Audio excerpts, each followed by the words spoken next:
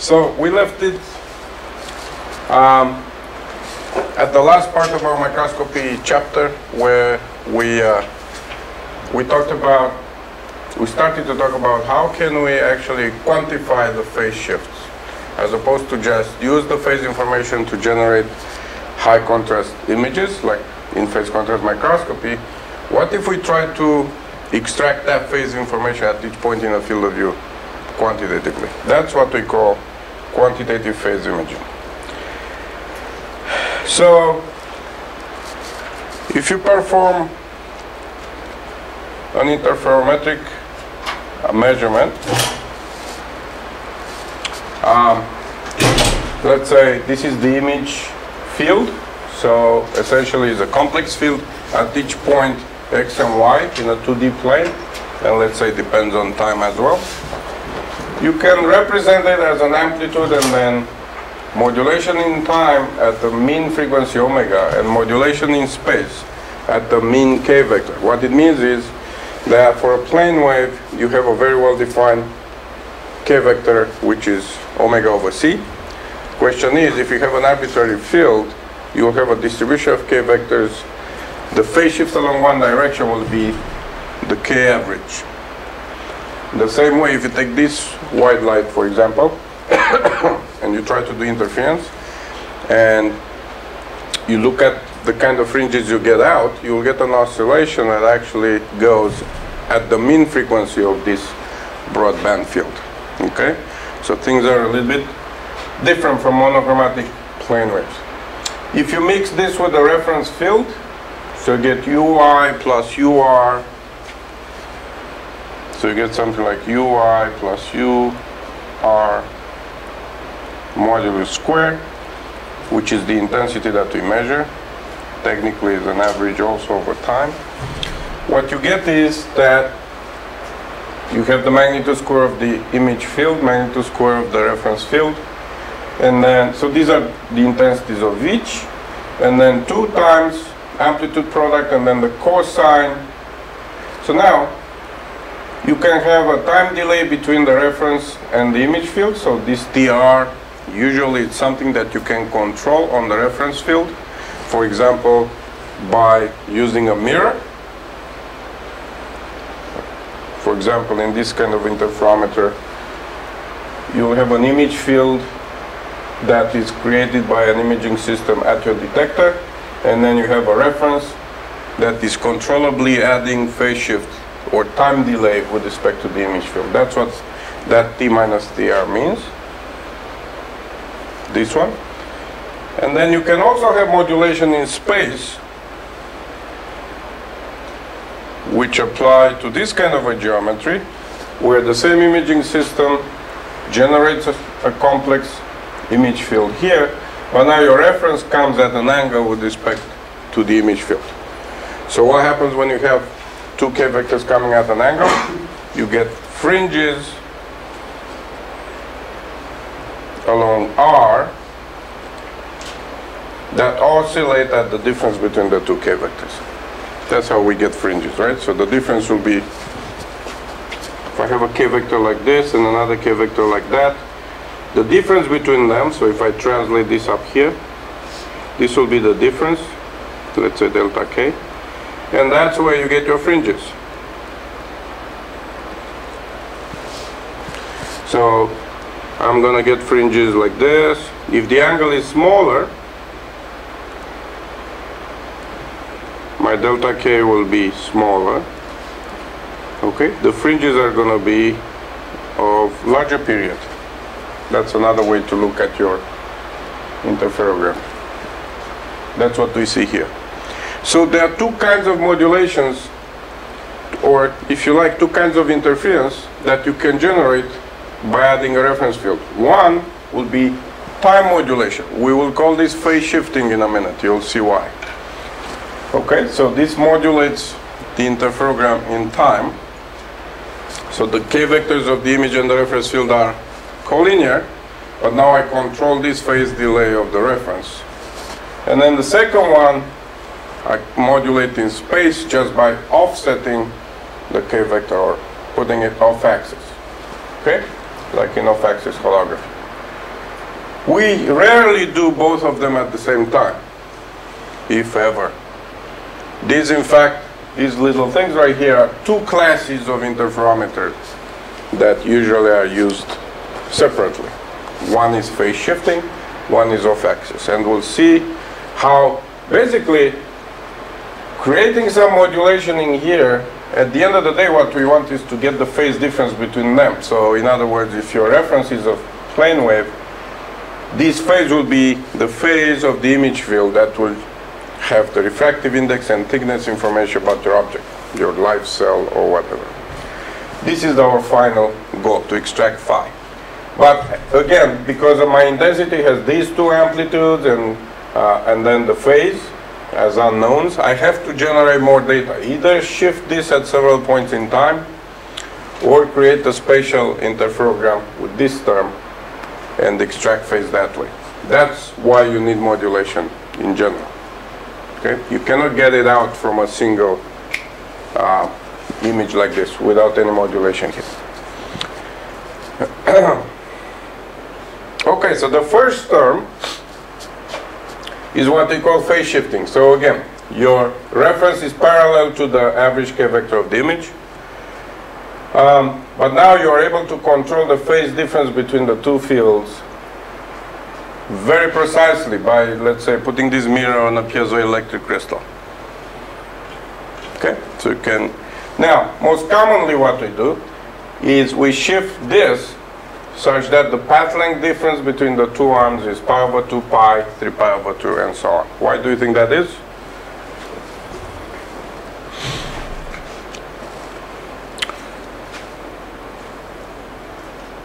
Why is that the most convenient way?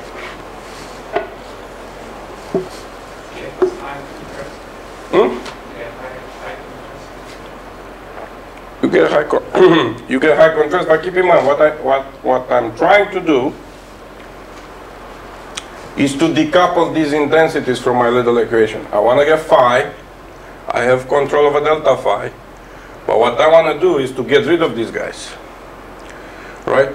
So if I add this in increments of pi over 2, it's the simplest case possible, because now if I put pi over 2 in, so delta phi equals 0 gives me the cosine of phi. Delta phi equals pi over 2 will give me cosine of phi plus pi over 2, which is, or minus sine, minus sine. Okay, so if I put pi more, this cosine is going to become minus cosine. And finally, if I put 3 pi over 2, this is going to become plus sine. Right? So at that point, you end up with 4 equations. Right? So it will look like I1 plus I2 plus 2 times blah blah blah cosine of phi, I1 plus I2 plus blah blah blah minus sine, blah blah blah minus cosine, blah blah blah plus sine. So notice, I take this and subtract. I take the first equation minus the third, and all my intensities go away. So I end up with the 2 cosine.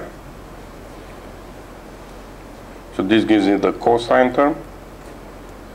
And I do the same for equations 2 and 4. These two give me a pure sine. So I'm able to decouple. Now, I only have 2 amplitudes and a phase. Technically, I only have 3 unknowns. But a cosine of phase will only give you the phase over the bijective interval for the cosine, which is, if you remember, that's the sine. So if you look at the trigonometric circle, or if you remember from high school, so this is the portion that is, so from 0 to pi, huh?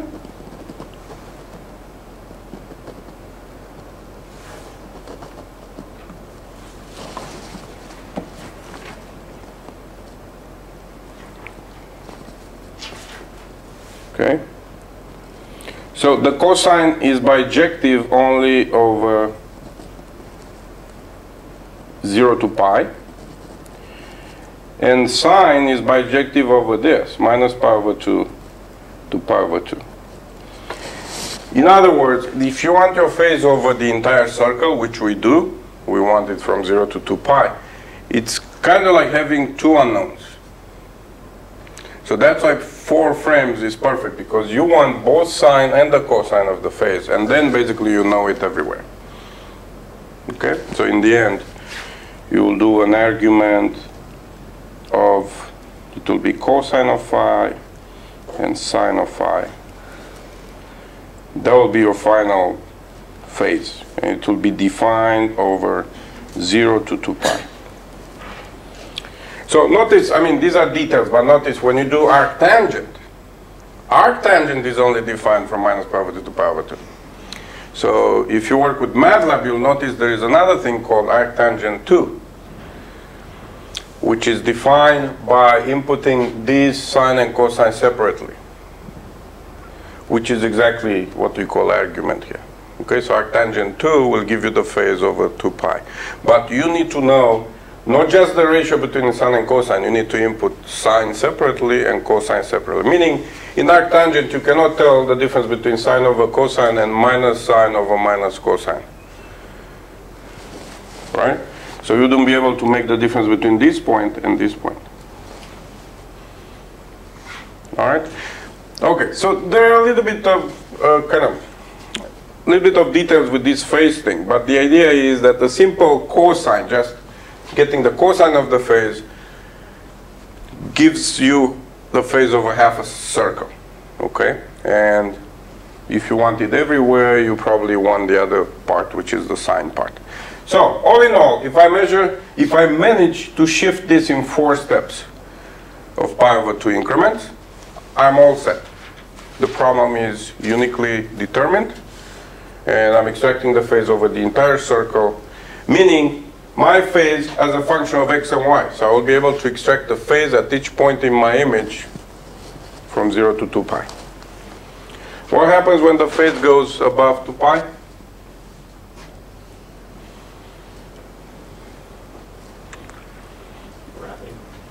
It's called wrapping. But basically, since we always rely on these trigonometric functions to get the phase out, the trigonometric functions don't know what happens after 2 pi. So if your phase, imagine your phase ramps very strongly like this from 0 to, I don't know, 1000 pi. Okay? When you do argument of sine over cosine, basically what you're going to get is a function that goes up and then it drops. The moment it reaches pi, it goes down. Then it ramps again and drops. I'm sorry, 2 pi. Okay? So it's going to be limited to pi. It's modulo 2 pi. This is called phase wrapping. But numerically, we have tools to unwrap that. Turns out that most cells, when you image them, they rarely exceed 2 pi phase shifts. Again, this is kind of a detail, but something to maybe keep in mind. Okay, so from the phase 4 intensity images corresponding to the different phase shifts, we're able to get the phase uniquely. And these are the points where we modulate, if you like. Okay, so now let's do the other modulation.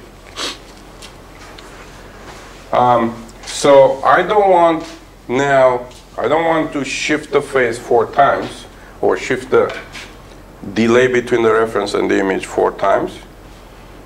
What if I do this off-axis scheme, right? So the reference k vector comes at an angle. I'm writing down my intensity now. It's going to be, again, the intensity of one, intensity of the other one. But now instead of the time modulation, I'm getting this. So really what it means is that you have an image from your microscope. And on top of that, you come with the reference k vector at an angle. On top of that, you're going to have a fringe pattern.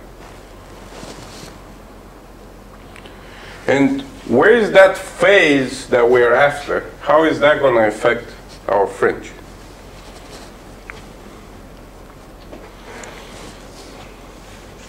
It's going to bend the fringes. So without this phase right here, delta k times x will give you a perfect sinusoid in the x direction. The moment you add delay at a particular point x, let's say I have some phase shift, at that point your fringe is going to bend. Okay, so all that phase information is going to be in the bending. You're going to get it in the next homework 3, actual examples. I'm going to give you interferograms, and you're going to extract the phase all by yourselves. It's going to be like magic. Okay? So, how do we get, if I have a cosine, so I have the cosine component, which is now the spatial fringe, how do I get my sine out? Well, basically what you need to do is to do a Hilbert transform. And what do you know about Hilbert transforms in general? I'm sure you've met them. No? How many of you know what the Hilbert transform is? Okay, you do? Anybody else? How many of you know what the complex analytic signal is? Have you heard this expression, complex analytic signal? No? Well, here's the thing. You know how we always use a complex quantity U, including in this class, we've been using complex fields from the beginning without much emotion about it. Basically, that complex field doesn't quite exist. Meaning, in reality, all the fields are real. What we measure in the lab, those are real fields. Okay?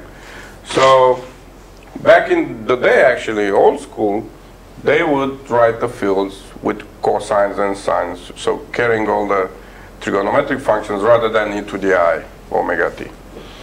So, from a cosine function, let's say cosine of omega t, plus a certain phase, let's say, if you do a Hilbert transform, and I'm going to tell you in a second what exactly Hilbert transform means. We're actually ending up with the sine, and from sine and cosine, we end up with something like e to the I omega t plus phi. And this is what we call complex analytic signal. So all the fields, all the complex notation that we use and we love, because it's much easier than carrying cosines and sines for our calculation, it's a blessing.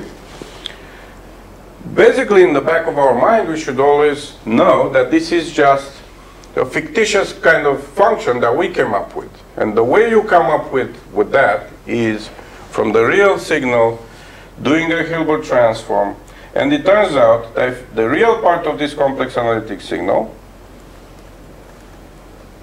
gives you back the original, the original field that you started with. We do this in optical imaging in ECE 460. We proved this from the beginning. So do you see what I mean by that? So my field is real to begin with. I'm going through this Hilbert transform to essentially add its sine component, or its kind of quadrature counterpart. I'm making up a complex analytic signal, but the beautiful thing is, the real part of that complex thing gives me back my original signal. That's basically the way I construct it. Okay? But it makes it much easier for me to work with these exponentials rather than carrying cosines and sines. All right, so if you understand this, so I want you to keep that in mind whenever you use complex fields. Now, if you understand this, basically, doing a Hilbert transform from a spatial interferogram is nothing more but doing exactly the same thing, except from time domain, we're in the spatial domain. So from an image that you recorded on the camera, clearly that is a real signal. It's an intensity, right? It has a cosine, and the cosine is bent. That phase information is somewhere in there because of that phase that we're after. The cell is bending the fringes, right? We calculate this integral, which basically means a Hilbert transform applied to, let's say, function f of x is nothing more but f of x convolved with 1 of x.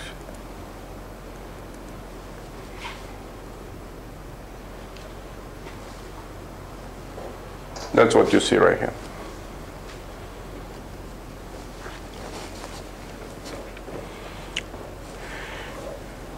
Another interesting property of the Hilbert transform is that I can write it as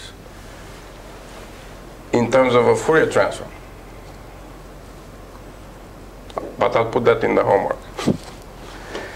So a Hilbert transfer is nothing more but taking a Fourier transfer of your real signal and then blocking half the frequencies of that resulting signal and Fourier transform back.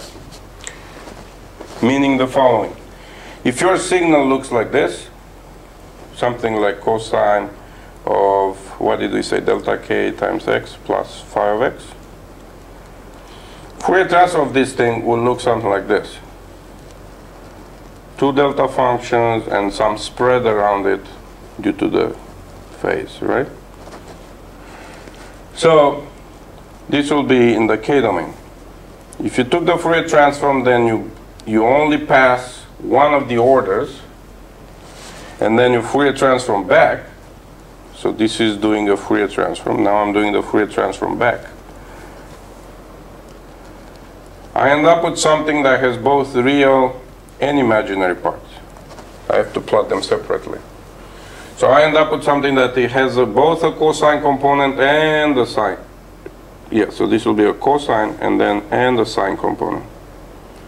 Terrible drawing, but you know what I mean. Why is that? Basically, if you have a real signal, what do we know about this Fourier transform?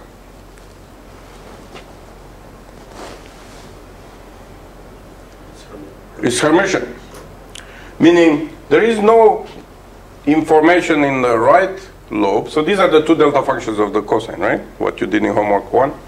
Yeah? So there is no new information in here versus here. Absolutely all the information in here, I can recover it in here, right? So I can safely remove one of them. So usually we delete the negative one. So we cut this down. So when you Fourier transform back, you no longer end up with the real signal. Why? Because I made it asymmetric. You see? So the Hermitian property is gone simply because I blocked half of it. Yeah? So you usually double the right-hand side to preserve the amount of power? Yes, we do. But like officially you're supposed to, right? Officially you are. Or keep in mind when you take the real part of this is actually half. Yeah, you should do twice. Okay? So you understand? Clearly, when I take the Fourier transform of the single-sided spectrum, I will get something complex. Done. The argument of that complex thing is going to give me back exactly the phase that I'm after. Okay? That's the spirit of that processing. So, in summary, I have my interferogram, I take a Fourier transform of it, I only keep the one side of the spectrum, Fourier transform back, I'm going to get both the cosine and the sine. So my old cosine is still there. I didn't lose anything just because of the Hermitian property. But now I get the complex thing whose argument I know it will automatically be what I'm after. Okay? So this procedure, Fourier transform, filtering, Fourier transform back, that is identical to the Hilbert integral, to this integral. Okay? So I'm going to give you an example or two to do in MATLAB or whatever program you like for homework. Maybe I'll post the homework 3 today. I'm tired, but tomorrow maybe. Okay? So you'll see how nicely it actually comes out. So basically, here's an example. This is an image of a fiber optic immersed in oil. We obtained this back when I was a postdoc many years ago. So this is an image. It's hard to tell what's in here, but these edges are basically telling you that those are the edges of a fiber optic, and it's immersed in oil. So So he made it very, very transparent, essentially, right? So it's a phase object. It doesn't absorb much.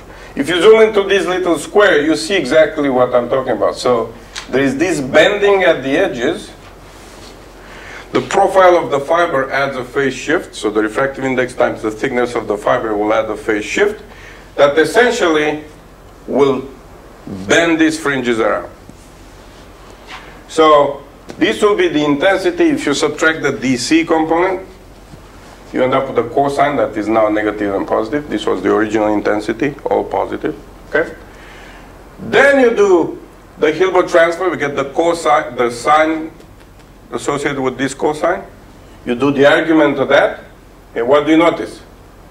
This is the wrapping that I was telling you earlier. The fiber is so thick and the refractive index so high that you get many pi's of phase actually, right? And you have all these pi's due to the fiber, but also due to the fact that I introduced this tilt in the reference. In fact, these wrappings that you see here correspond to the fringe. Every one period I get a 2 pi phase shift. And that's not due to the sample, it's due to the tilt in my reference beam, right? Meaning I know what it is because I put it in. It depends on the angle of my reference. So when you unwrap this numerically, so you take all these, the phases like this, right? So numerically you take them and you stick them together, stack them together. So once you do that, you end up with a slope that is very, very steep. And the actual object information is somewhere, imagine this is a very tight slope, and somewhere you have the profile of the fiber on top of this. So this angle will give me, is related to the angle of my reference beam.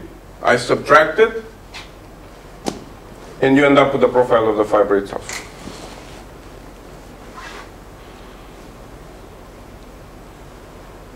Is that okay? So the phase retrieval itself kind of ends here. You got your cosine, you do your Hilbert transfer, end up with the sine. From here, because you have so many fringes that you put in, by tilting this beam, you added a lot of phase change. That carrier, delta K times X, that wraps faster than the object actually. But the good thing is I know what it is because I put it in. Okay, so I do unwrapping, then I subtract this huge tilt, whoop, and then I end up with the contribution from the object itself.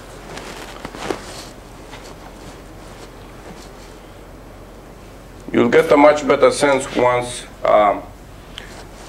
you play with this by yourselves in MATLAB. How many people know MATLAB? Pretty much everybody, okay. So MATLAB is great for understanding this. So let's talk about the advantages and disadvantages of these two approaches. One, the two beams, the reference and image field, are collinear, right? And I control the phase shift, the delay of the reference. I shift 4 times, I acquire basically four images, I combine them, end up with the phase, versus I add the reference at an angle, I get only one image, I do the Hilbert Transform thing, I end up with the phase. Right there, one big difference is the first one requires 4 frames, 4 measurements, sequential. Second one, just 1. Okay, so if you're after imaging something very, very fast, which one would you choose? You choose the second one. But guess what? Nothing comes for free, as you know. You give away something. Can you think of what you would give away in the second one?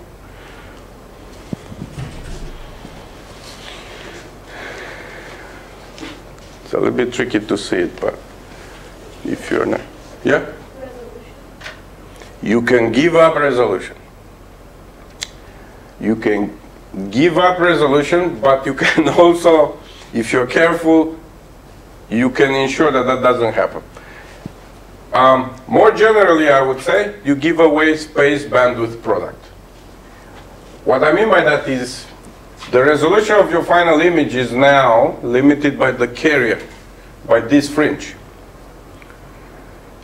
This is now the frequency, dominant frequency of your system. In other words, if I'm using this Hilbert Transform thing, the phase map that I'm going to end up with cannot have features that are smaller than this period. Right? It's like in communication, in any signal communication, I have a carrier, a certain frequency, that will define, you know, the highest frequency that you can recover from the object. What would that mean for my image? It means that any object that is below a period, I'm going to wash it away. Now, this could mean that you actually lose resolution, meaning if you're not careful and your diffraction spot is in fact smaller than this period, you alter the optical resolution of your system. So we learned about the physical limitations in terms of resolution previously, right? The diffraction limit. That's the absolute best you can do. It would be nice to preserve that. So in order to preserve it, all you need to do is to apply these fringes, make them as small as possible. So bring them below that resolution limit. Or equivalently, you apply magnification to your image, a bigger magnification, blow up that, if you want, that diffraction spot. So it's kind of like this. Remember, we arrived at the result that said the resolution limit is roughly lambda, right? Lambda over NA, something like that. But if my imaging system is applying a magnification M, actually what you see at the image plane is M times lambda. So let's say if M is 100, then you have a diffraction spot, right? That is about 100 wavelengths. So that could be tens of microns or so. So that is actually very easy to cover with fringes that are smaller than that. Okay, so all you need is to tilt this at a large enough angle such that the period is smaller than this diffraction spot. Okay? But still, even if you do that, you are using bandwidth. In other words, you have to use enough pixels to solve for this fringe. So there are camera pixels, there is this fringe, and there is the diffraction spot. There are three different conditions that you have to look after. So you can blow up the diffraction spot, sample it with fine enough fringes, you preserve your resolution. What you gave away is actually field of view. So that's why more generally I would say space bandwidth product is what you give away. It's either you lose resolution and you look at the large field of view, or you preserve the resolution, but you need to blow up your image, which means you look at the smaller field of view. This is the disadvantage. You gain speed, you lose space bandwidth. The other one has no such trouble with the spatial sampling at all. There's no modulation in space that you need to take care of. But, so space bandwidth is great. Okay, your pixels of the camera are actually sampling directly the image, if you like, the diffraction spot, no other variable. But you acquire 4 frames, which means the time bandwidth product is bad, if you want. So it's kind of like, if you look at space bandwidth, time, temporal bandwidth all together, it's always kind of like a constant. So you can trade one for the other one depending what you're planning to do with what application you're looking at. So for example, if you come to our lab, and maybe if you're interested, we can set up a visit one day to see some of these microscopes in action. We have both kinds, depending on what we want to do. So the off-axis kind can go really, really fast. Like we have a system now that is almost 1,000 images per second. So we proved 820. Really, really fast, 800 phase images per second. Well, we also have a phase shifting one that gives us actually the highest quality image. So the details in the image are so much better than the off-axis one. Okay, so enough about that. Unless you plan to make a career out of this, I think this is more than you need. So what are the figures of merit in these phase imaging methods? In my opinion, there are 4 main ones. We can make up more, but I think these 4 are the most important. One is, as we just said, sampling in time, so how fast you can image. Then sampling in space, meaning the resolution, spatial resolution, which we just discussed, that you can actually, the off-axis can actually diminish that if you're not careful. So these are really general for any imaging system, phase or no phase, phase or intensity, doesn't matter. But the latest 2, the last 2 are temporal phase sensitivity, which tells you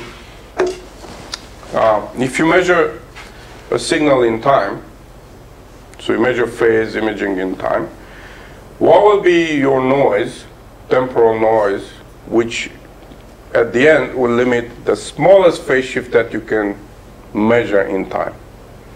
So you have an event that creates, let's say, a step function in time, right? Some kind of dynamic change. What's the smallest phase change that you can measure? I think all of you are aware of the gravitational waves that were detected back in September, but now they're public. Yeah, everybody? How many of you know what this is all about, what LIGO is about? Look it up. LIGO, gravitational waves, Einstein, and so on. What LIGO measured, the way these gravitational waves were detected, is precisely through phase shifts.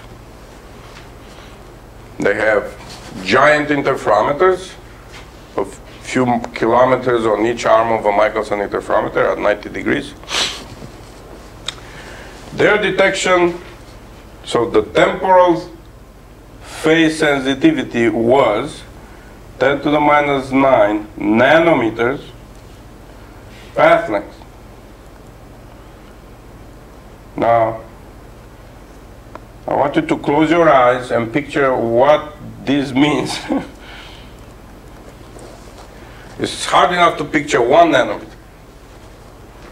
because your hair, roughly, is about 100 of those nanometers.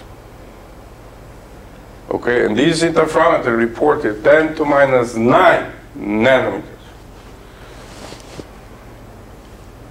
So take that nanometer and slice it in a billion pieces, and that's the sensitivity they were talking about.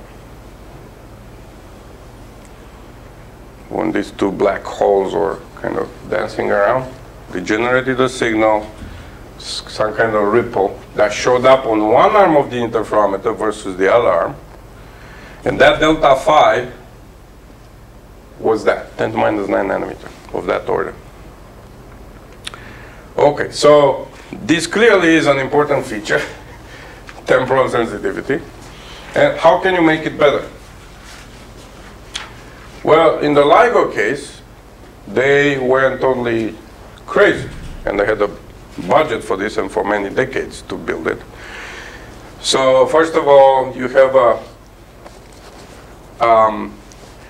Michelson interferometer that has each arm of, I don't know, 4 kilometers, 3.7, I don't remember.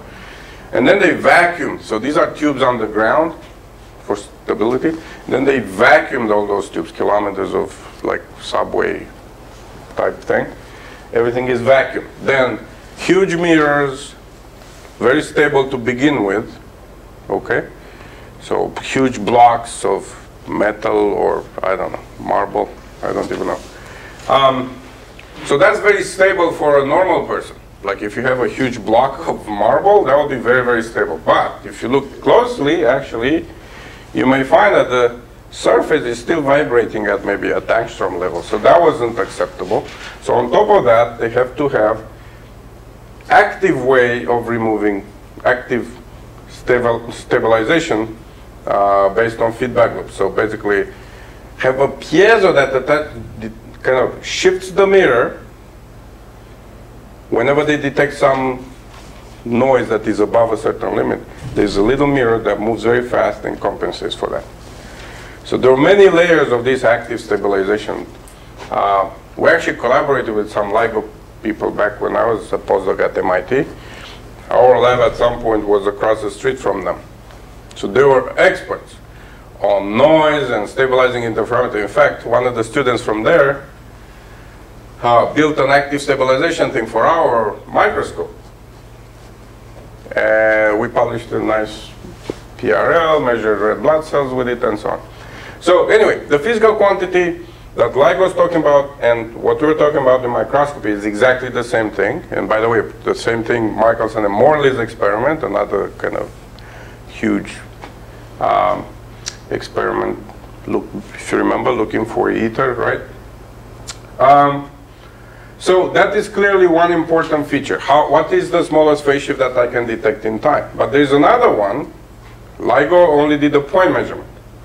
They don't take images.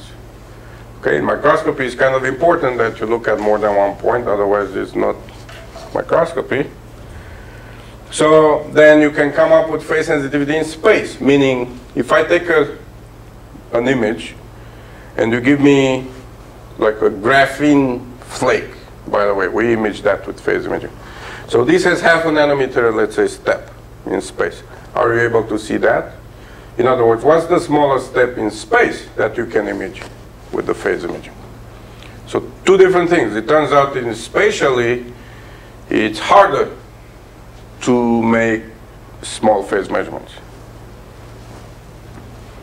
So it would be probably impossible with the cameras that we have today to measure 10 to minus 9 nanometers the way LIGO did it in time at one point. Okay, so these four parameters are the most important in my opinion. So how fast you can measure temporal sampling, how fast you can sample in space, so spatial resolution, and then sensitivity, smallest thing that you can measure in time in terms of phase shift, smallest step in space. Okay, and basically these are signatures of noise depending on your instrument that you use. So normally what we do is actually we measure nothing. So that's a good way to test your system. So for example, if you look at nothing in your microscope, take a time series, right? So that will give you the noise signature of your system. So you can come up with a standard deviation, for example. Similarly in space, you take a blank piece of glass, nothing on it, you image that, you get a phase image that actually, ideally to be completely zero, flat, but in real life you are going to get some kind of noise in that image. So quantify that, that will be your spatial resolution. Now, another thing that LIGO did, and I think we can do too whenever possible, is to use averaging.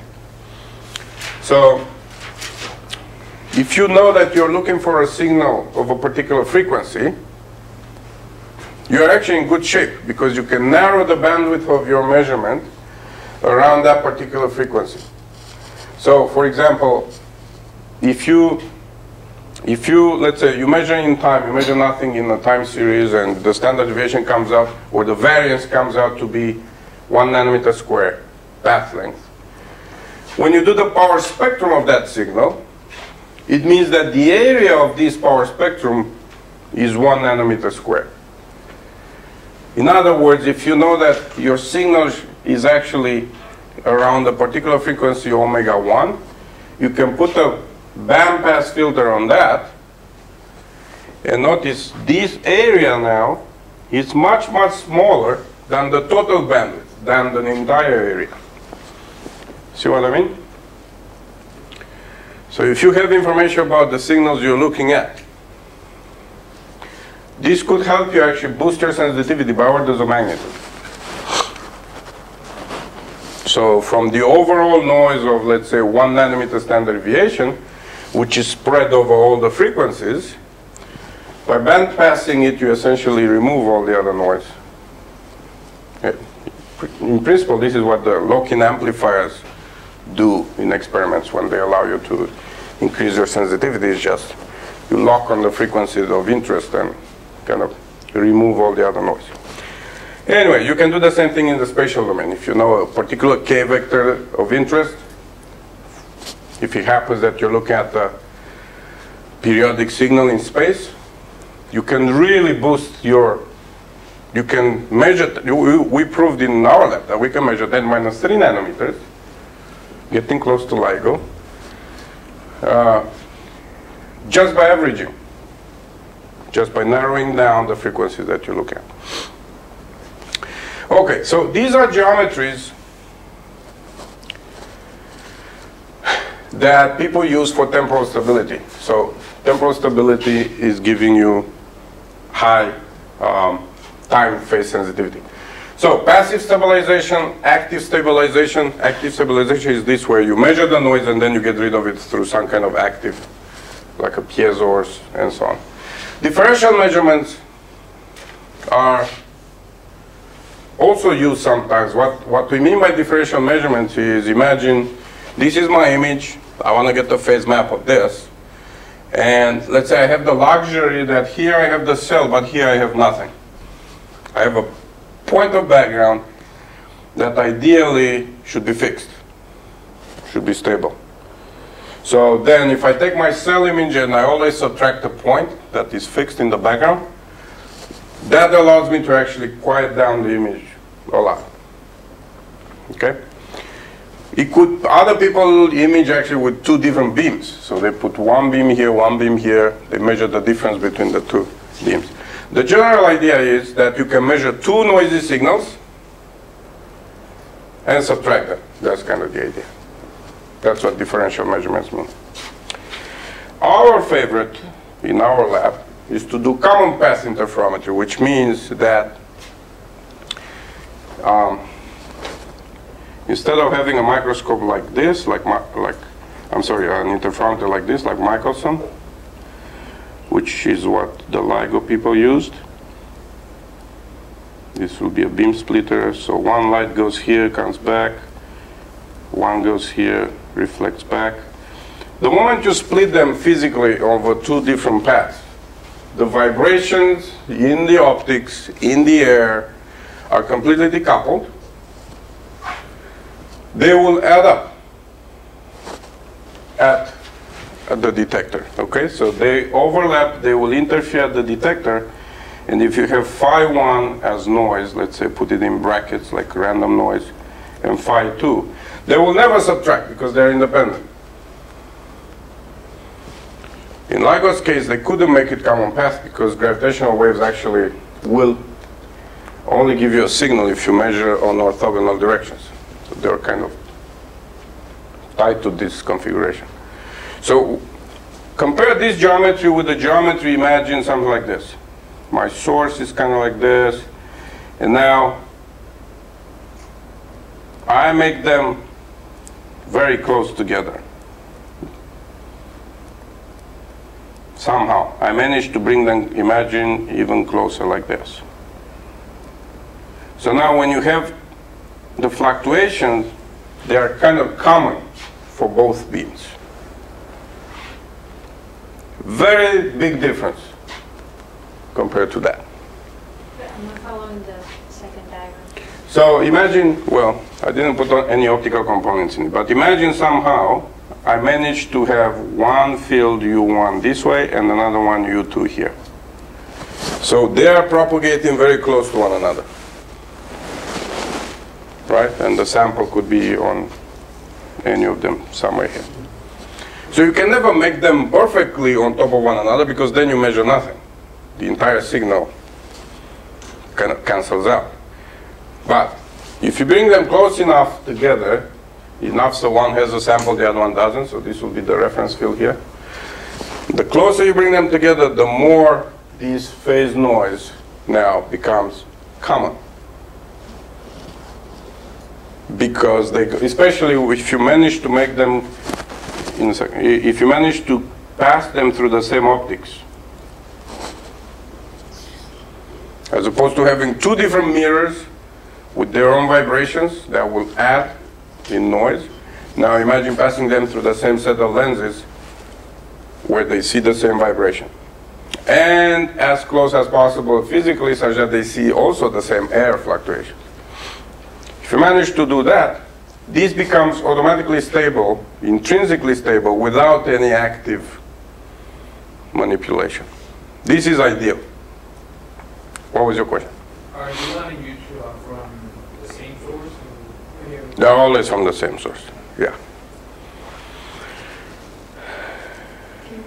Yeah. Can you use different polarization?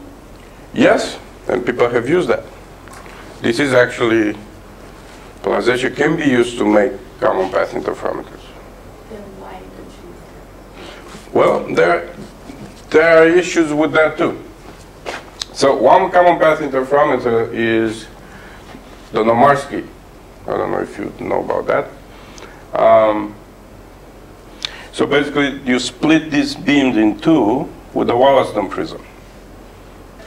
So if you have unpolarized light like this, you end up with one beam that is polarized one way and the other one that's polarized the other way. Okay, so you manage to split them in two. You have to put another prism here when they interfere.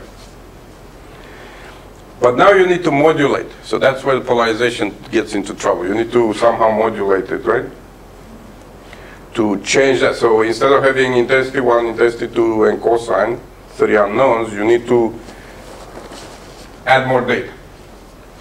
So it turns out we use in our lab, actually, very recently, we use a liquid crystal modulator that modulates the two polarizations, and we do phase shifting the way we just discussed, and it's based on this idea. So polarization is important.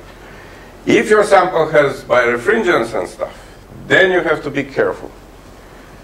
Because if the sample itself changes your polarization, it may mix the two channels, but that's, you have to be careful. But, yeah? So you're adding something there to change the phase of U1 or change the direction of... Yeah, that's the general idea, yes. So in the regular DIC, which I didn't plan to talk about DIC because we do it in 460 in the fall, but if you want, we can. So it's really working kind of like this. It's a very well established microscope, like phase contrast, almost as popular. And guess what they do to change their phase? By the way, this was not meant to do quantitative phase imaging. It was meant to give you high contrast. At the end of the day, what it gives you is actually one image and then another image that is slightly shifted. So it gives you the derivative of the phase. Anyway, so it helps to have a black background, zero background, right? So how do you make an interferogram of zero background? You need to put the two fields in anti-phase. So the way they did that in DIC back in the 50s, they realized, and actually how we do it now in the lab from Zeiss, if they install a DIC, they give you access to shifting this prism up and down. This thing. So let me blow it up to explain what's happening. So depending on where this light hits,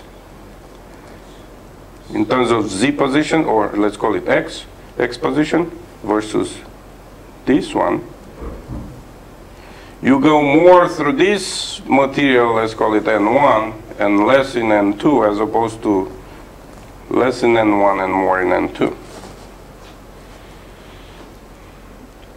So moving this up and down in the path of the beam, you are playing actually with this combination. So the phase shift will be N1 times this distance plus N2 times this distance. And because this is an isotropic, we haven't talked about birefringence at all, but I assume you don't get lost completely. So there are two different refractive indices here. These are two wedges stuck together like this. Two different materials. So by moving this up and down, you play with this combination between the two, which means you're shifting the phase between the two. Now, this is for one polarization. The other polarization doesn't care.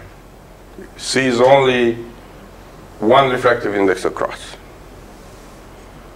So this is basically fundamentally what is interesting about anisotropic crystals, that the refractive index changes with respect to the orientation of the electric field. So if your light is oscillating in this direction versus this direction, if you're dealing with crystals, actually the light will see different refractive indices this versus that. So that's sometimes annoying, but most of the time it's useful, like in this case. Okay. So yes, that's a good idea. Polarization has been used from the beginning. And actually, we're using it too, as a good way to do differential measurements. Other questions? So if you're interested in this, we can set up a visit actually. I don't know, one afternoon or evening, and you can look at our microscopes that measure phase. Now they're almost all of them are in real time. So you see phase, all the processing goes in the back, so you actually see a red blood cell profile, for example, mapped in phase automatically. So you don't go through the fringes. All the fringes are captured and reconstructed in the back. Spatial uniformity, so we talked about the sensitivity in time. Sensitivity in space is actually limited most of the time by speckle, which is this random maxima and minima in intensity due to the, in a way, the too much coherence of your light. So if you use laser for imaging, chances are, unless you really cleaned your optics perfectly, which we find is kind of impossible, you will always have some double reflections from somewhere. Because your coherence length is so large for lasers, everything will interfere with everything. So at the image plane in particular, you are going to start seeing a kind of a grainy image. And that goes away with using broad bandwidth, low coherence light. So you see, this has no speckle. If you come close here, it's very different than if you come close to a laser pointer spot on the wall. Qualitatively, to your eye, you'll see the difference immediately. You looked at the pointer, right? If you point it, I think I have one somewhere. It looks speckly, so bright and dark spots, compared to this, which is perfectly uniform. The reason is that light is very broad band. So in other words, each color gives you a speckle pattern, but when you put all the colors together, you actually get you wash them all out. So in order to increase spatial sensitivity, we went with one of our methods, or with a couple of them, to white light. So if you look at this little table, you can see that if you want high acquisition rate, off-axis probably is your main choice. If you want high transverse resolution, to make sure you don't lose that diffraction limit resolution, probably your best choice will be a phase shifting method, where you don't modulate in space, so you don't need to worry about that. If you want high temporal sensitivity, common path, if you can do that, common path is the best, because it's much better to eliminate the noise before you detect it than measuring two noisy signals and then figure out how to subtract them later. It's much better to subtract them in the beginning. And finally, if you're interested in doing very thin stuff, nanometer topography of things, then the laser gives you a noisy background because of the speckle. Your best bet will be to use some kind of a white light method, broadband. Okay? Now, if you're in the optics field and you read, let's say, optics letters, optics express, things like this, what you notice is that nowadays our field, which is called quantitative phase imaging, you see every week a bunch of papers, or at least some papers coming out with all these methods. And then I just came back from San Francisco, as I said, this morning, and I organized with a colleague a new conference there. We had it for the second time at Photonics West. This year we had 110 papers, which is already one of the biggest at Photonics West, one of the biggest conferences. It's almost as big as OCT, which is 25 years old. Last year OCT had 130. Okay, so it's good, the field is growing, but then there is some kind of erratic number of publications, like uncontrollable. So if you read the optics letters and you see these so many QPI methods, you may wonder, well, what are people still trying to do? Like, what's the bottom line? So here's the reason. If you look at these figures of merit that we just listed, the 4 of them, you can actually combine 2 benefits for each method. So for example, if you combine 2 benefits, you already get 6 possible setups. So you can have off-axis and phase shifting, which is kind of weird, but people do that, right? So you come at an angle, but also get control on the phase shift. Okay, so in that case, you don't lose space bandwidth product. Phase shifting and white light, we do that. So you take a light like this and now somehow control the phase shift. This gives you very good spatial uniformity, very high spatial sensitivity. It's slow, because you're doing phase shifting, okay? Phase shifting common path, we do that too, and other people. Off-axis and common path, we kind of came up with that one. These are sections in the book that discuss them all. And so on and so on. So there are 6 very clear ones that are distinct, okay? So these are legit. The reality is we get more than 6, that's the question. My question is, why do we get hundreds of these methods? And the reality is, as usual, there's a lot of redundancy, and you get new setups that are not necessarily better, is what I want to say. So it's always important that we look at, okay, if it's new and it's not better than what's before, what's the point? And then you can combine 3 benefits of the 4 figures of merit and get 4 distinct setups. So that's 6 plus 4, we're already up to 10 that are distinct. So these will be distinct. And then of course you can combine the 4 of them and get 1 more. Oh, look at this. So when this book was written like 5 years ago, this was not done. Guess what? 2 years ago, this was published. So I was whenever I was talking about this, I would put it in my presentation. So I was saying, hey, grad students, if you want to publish a quick optics letter, this one. But that was done too. Anyway, so if you're in if your research is kind of has some method development, it's kind of good to keep a clear head of what you're trying to accomplish. So go backwards from what you want to measure, what's the best method to accomplish that, and okay, enough about that. Do you have any questions before we move to scattering? Because I want to start on scattering also. So basically this QPI thing is going maybe a step further from our founding fathers, like Zernike, right? So going 1 step further from phase contrast microscopy.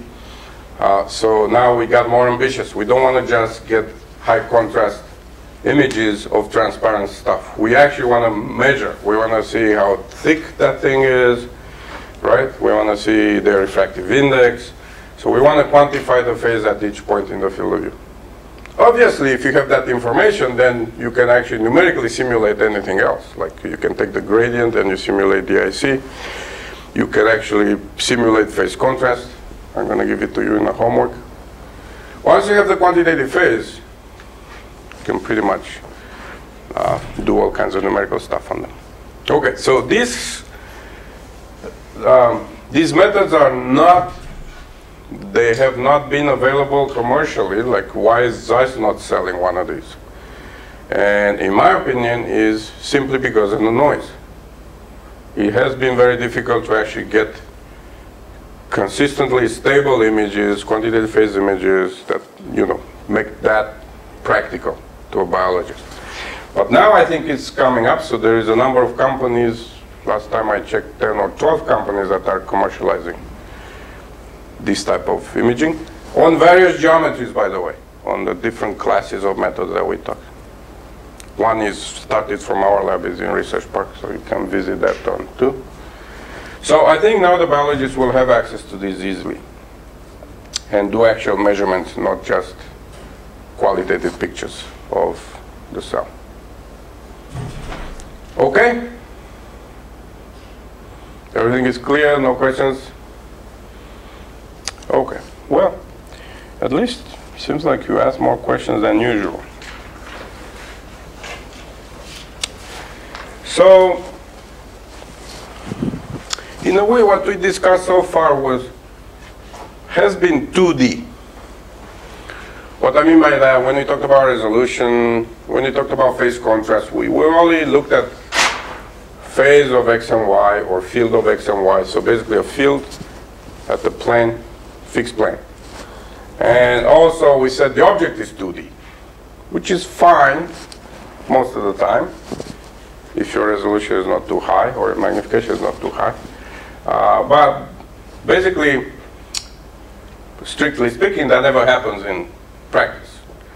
Our cells, the tissues we're looking at, they're always in 3D.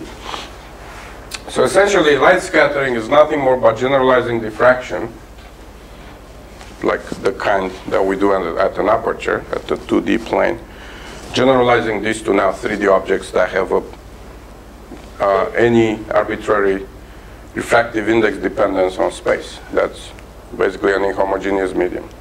So light scattering is the interaction between an optical field and an inhomogeneous medium, a medium that has a refractive index as a function of R. Okay?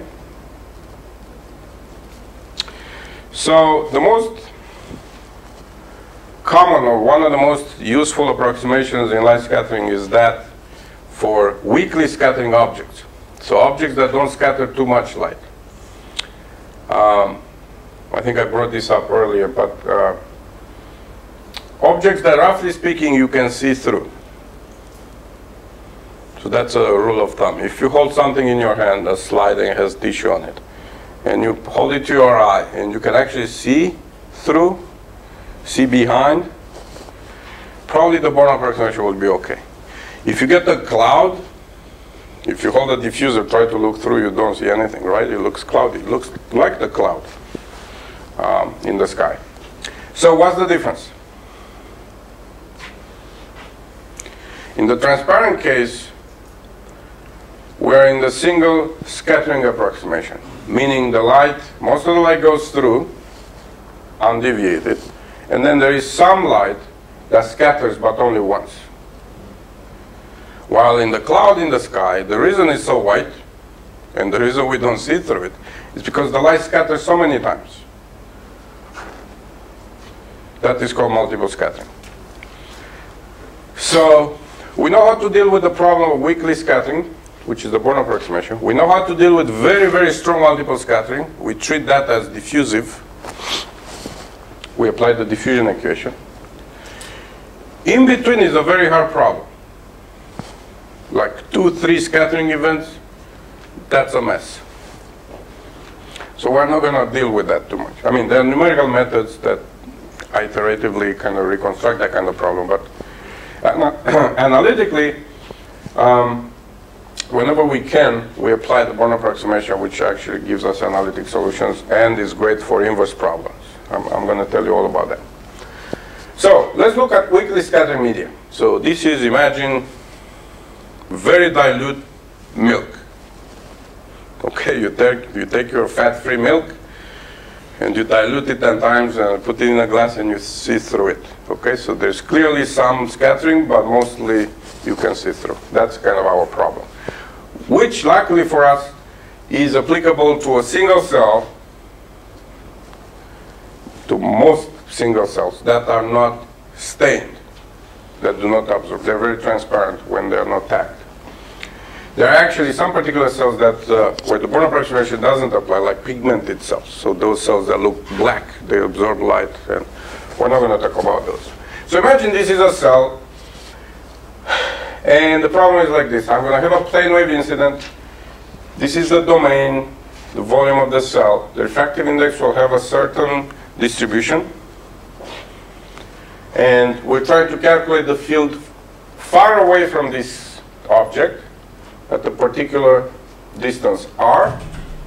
We're going to have the coordinate inside the object r prime, we're going to call this k vector to the point of observation ks, the scattering wave vector. Yeah?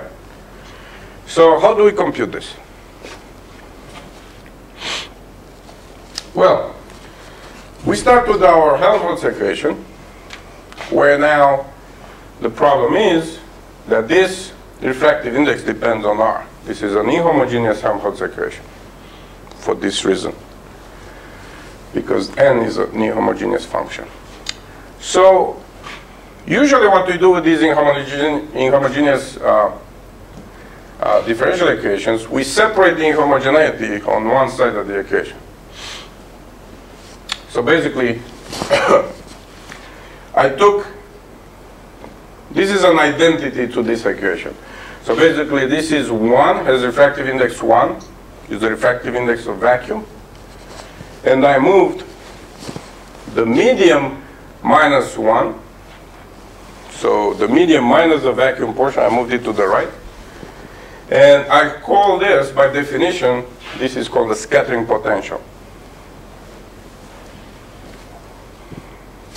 You just notice this is epsilon n squared, right? This will be the dielectric constant. Not epsilon, not epsilon. Or epsilon times epsilon r, if you want. No, sorry, just epsilon r. N squared. So clearly, there is a reason why we call it scattering potential. It's the potential of the medium to scatter light. And it plays the role of, you know, scattering potential from quantum mechanics or for any other potential. So what does this look like? Well, this is a vacuum equation with a source term on the right. What it means is that the scattering medium acts as a secondary source. And what's the difference between secondary and primary sources?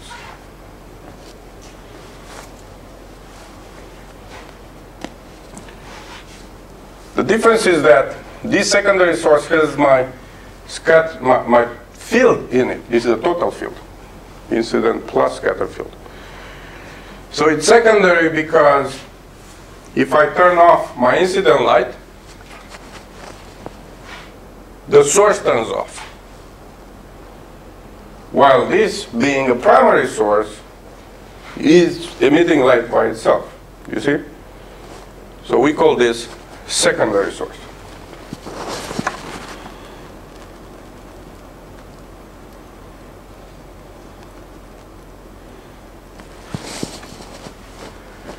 Nevertheless, it's a source. This is the vacuum response, and this is what the source looks like. Okay? So what it means is that in my glass of milk, the light propagates and the light scatters. So where you have a particle, let's say in suspension, the light will scatter on that. The particle will become like a source of light.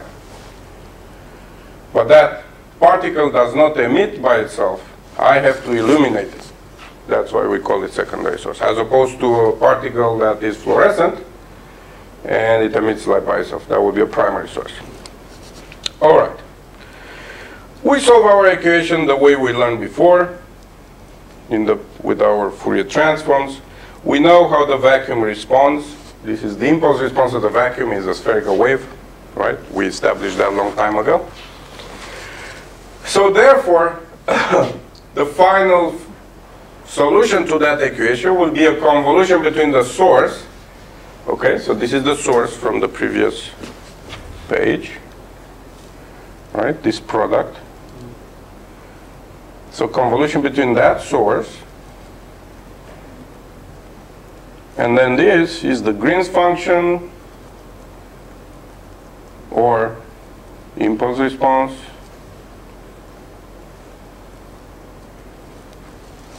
same thing, synonyms. Right? So this is a linear system problem. Convolution between the input and the impulse response. So notice we have a problem. There is no approximation yet. Your milk can be actually concentrated at this point. There is no approximation about the milk at all, or the cell. This actually works for both weakly scattering and strongly scattered media. And because of that, we have a problem in the sense that we have U on both sides, which is actually very unpleasant. All right? So it means that as the light propagates in the scattering medium, like in the tissue, you generate scattered light, but this scattered light now generates additional secondary source, and that secondary source generates other light, and that scatters again and again and again. So that's why it's kind of a back and forth between the solution and the source itself, right? So the solution at each step becomes a source, and so on, and so on, and so on. Okay, so this is where the Born approximation comes in. Okay, first of all, let's do the far field approximation, or far zone. So we're dealing with this R minus R prime. As you know, you remember when we did the Fresnel approximation, and we always said this is the amplitude term, right, that goes as 1 over R. This is not so sensitive to distance. If I'm far away from the object, this is just 1 over R. So if you are 1 over 1 kilometer plus 1 meter, makes no difference. But in the phase, you have to be careful. So you always, in the phase, you have to go to the next approximation, or higher order approximation. So what we did in the Fresnel approximation, we said this, we can approximate as 1 over Z, and we pull it somewhere out. Let's see what we do with this. So I want you to remember this approximation, which is kind of nice. Okay, so this is basically square root of R squared plus R prime squared, blah, blah, blah. This is just a vector difference, right? Or generalized Pythagoras theorem. So if you factor R out, you end up, you neglect R prime squared, as usual, meaning, remember what these distances are, right? Meaning, this R prime, or the volume of the object, is much smaller compared to the distance of observation, which is very reasonable.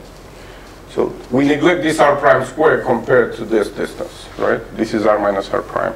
So this is big compared to that. Okay.